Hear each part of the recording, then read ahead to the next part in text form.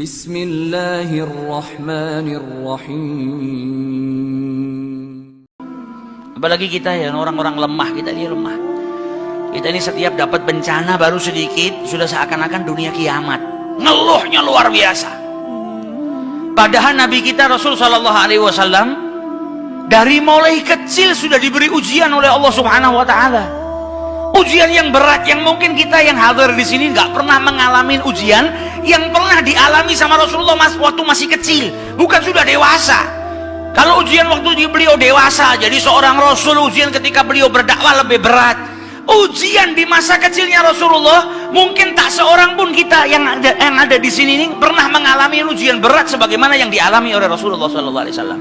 Kenapa diuji oleh Allah? Dipersiapkan. Allah itu nggak nguji hambanya kecuali menambahkan kekuatan pada hambanya, supaya hambanya jadi orang yang lebih berkualitas, jadi orang yang lebih kuat. Dan Nabi pun dididik oleh Allah Subhanahu Wa Taala dengan sebaik-baik pendidikan. Adabani Rabbi fa ahsana ta'dib. Sebaik-baik pendidikan yang Allah berikan kepada Rasul Sallallahu Alaihi Wasallam. Bayangkan lahir ke muka bumi ini nggak punya ayah.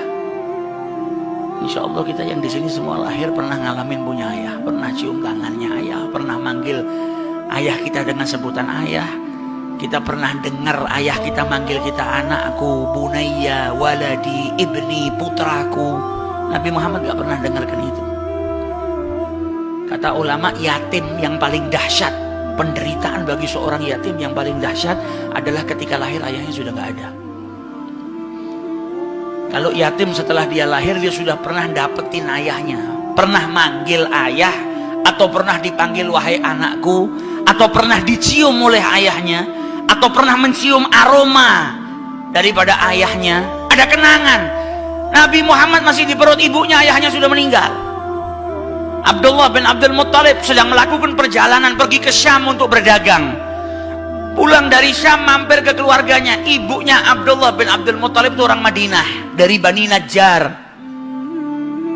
Nabi Muhammad ini punya ayah, ayahnya ibunya orang Madinah. Jadi paman-pamannya Abdullah ini ada di Madinah. Ini tertibnya Allah. Makanya Nabi Muhammad kemudian hijrah ke Madinah, kembali ke keluarga, bertempat tinggal di keluarga ayahnya di Madinah. Pulang dari Syam mampir ke Madinah, silaturahmi dengan keluarganya, dengan keluarga ibunya, paman-pamannya dari ibunya. Dan akhirnya beliau meninggal di sana. Sampailah kabar ke Mekah Mukarramah kalau Abdullah sudah meninggal. Nabi Muhammad masih di perut ibunya. Nabi lahir nggak pernah punya ayah, gak pernah berjumpa dengan ayahnya, gak pernah manggil ayah, gak pernah dipanggil oleh seseorang dengan ya bunayya seperti kita semua dengar kalau ayah kita manggil anakku, putraku. Nabi gak ngalamin masa itu. Lahir kecil sudah dikejar sama orang Yahudi, mau dibunuh karena orang Yahudi mendengar tentang kenabian di akhir zaman. Dipindahkan sama kakeknya, disusuin oleh Halimatus Sa'diyah. Ketika usianya 6 tahun dijemput sama ibunya Siti Aminah, dibawa ke Madinah untuk bersilaturahmi dengan keluarga ayahnya dan juga berziarah ke makam ayahnya, supaya tahu, nak, ayahmu punya keluarga di Madinah, supaya kenal dengan keluarganya. Ini pelajaran penting juga buat kita.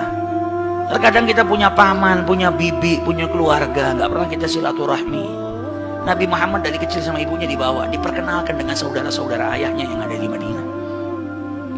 Aminah bawa Rasulullah perjalanan 500 km dari Mekah ke Madinah, hanya bertiga. Seorang janda yaitu ibunya Rasulullah SAW, Aminah, bawa anaknya yang usianya 6 tahun, Muhammad bin Abdullah, dan bawa salah satu pembantunya yang bernama Ummu Aiman.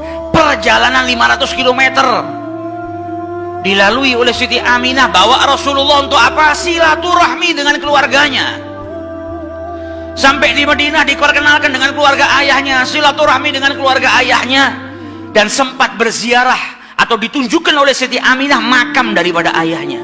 Bayangkan seorang anak yang gak pernah berjumpa dengan ayahnya, lahir ke muka bumi ini dalam keadaan yatim, gak pernah berjumpa dengan ayahnya. Ketika ngelihat makam ayahnya, setelah itu pulang ke Mekah, maka setiap anak pasti di perjalanan yang ada di kepalanya siapa? Ayahnya. Karena baru pertama kali berjumpa, dan bukan berjumpa dengan ayahnya masih dalam keadaan hidup, tapi ayahnya sudah meninggal dunia. Jalan sama ibunya pulang ke Mekah, perjalanan baru 150 km. Di tengah jalan di sebuah desa yang bernama Abwa, ibunya sakit dan meninggal dunia. Kita di sini ada nggak yang ngalamin ujian seperti itu? Saat usia 6 tahun, lahir nggak punya bapak, 6 tahun baru jalan bareng sama ibunya. Tinggal di rumahnya Halimatus Sa'diyah lama, berpisah dengan ibunya lama. Baru perjumpaan dengan ibunya, kemudian keluar kota bareng dengan ibunya, dalam perasaan yang bahagia. Kebahagiaan itu bercampur dengan kesedihan ketika melihat makam ayahnya, teringat dengan ayah. Di Mekah dilihat anak-anak seusianya punya ayah semuanya. Maka setiap anak pasti punya kerinduan, ada kesedihan di hatinya Rasulullah. Baru jalan pulang, belum sampai di kota Mekah, di tengah-tengah jalan ibunya meninggal dunia, meninggal di pangkuannya Rasulullah SAW. Umur 6 tahun sudah dapat seperti itu.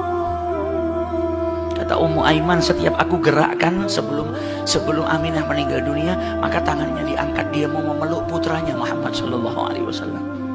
Meninggal di pelukannya Rasulullah sallallahu alaihi wasallam. Dan ketika ibunya meninggal, Ummu Aiman ngelihat Rasulullah sallallahu alaihi wasallam sedih yang luar biasa. Beliau menangis karena di hari itu beliau berpisah dengan ibunya. Maka Ummu Aiman mengusap kepalanya Rasulullah sambil berkata, sabar wahai anakku, sabar, sabar. Didinginkan hatinya Rasulullah SAW. Maka Ummu Aiman berkata kepada Rasulullah, ya Muhammad, bantu aku untuk menggalikan kubur untuk ibumu. Anak usia 6 tahun, lahir gak ketemu dengan ayahnya. Saat itu dia berpisah dengan ibunya, dan dia harus menggalikan kubur untuk ibunya sendiri. Maka digali kubur tersebut oleh anak yang usianya masih 6 tahun. Kuburan ibunya sendiri dia gali. Setelah digali, dimasukkan jenazah ibunya tercinta di situ. Setelah dimakamkan, kata Ummu Aiman, aku pegang tangan Muhammad dan aku ajak dia pulang ke Mekah. Maka ketika aku pegang tangannya, Muhammad berjalan sambil berkata, Ummi, Ummi, ibuku. Seakan mengatakan, jangan tinggalkan ibuku. Kita berangkat bersama, kenapa pulang harus berpisah? Anak usia 6 tahun.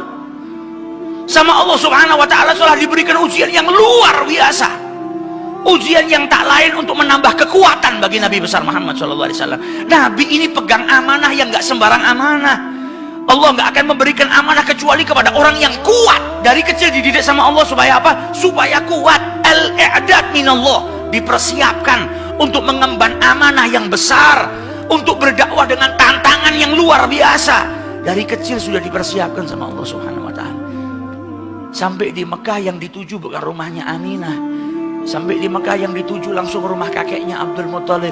Sampai di rumah kakeknya, dia ketuk pintu rumah kakeknya, dibuka oleh kakeknya. Abdul Muthalib cuma ngelihat Muhammad dan Ummu Aiman. Maka Abdul Muthalib kakeknya bertanya, Aina ummak, mana ibumu, mana ibumu? Maka Rasulullah sambil menangis dan berkata, Ummi, Ummi, Ummi. Dan Ummu Aiman berkata, laqad matat, telah meninggal ibunya. Maka Abdul Muthalib pun menangis yang luar biasa. Sedih ngelihat cucunya yang lahir tanpa seorang ayah, usianya baru 6 tahun sudah pisah dengan ibunya, ibunya meninggal.